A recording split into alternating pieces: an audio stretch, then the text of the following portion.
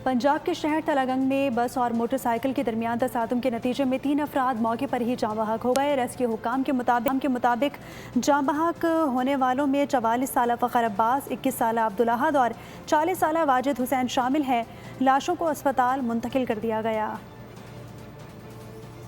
पंजाब के शहर तलागंग में बस और मोटरसाइकिल के दरमियान तसादुम के नतीजे में 3 अफराद मौके पर ही जाँ बहक हो गए। रेस्क्यू हुक्काम के मुताबिक जाँ बहक होने वालों में 44 साल फ़खर अब्बास, 21 साल अब्दुल अहद और 40 साल वाजिद हुसैन शामिल हैं। लाशों को अस्पताल मुंतकिल कर दिया गया।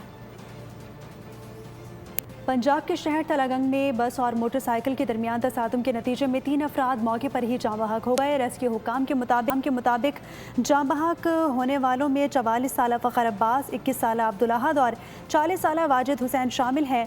लाशों को अस्पताल मुंतकिल कर दिया गया।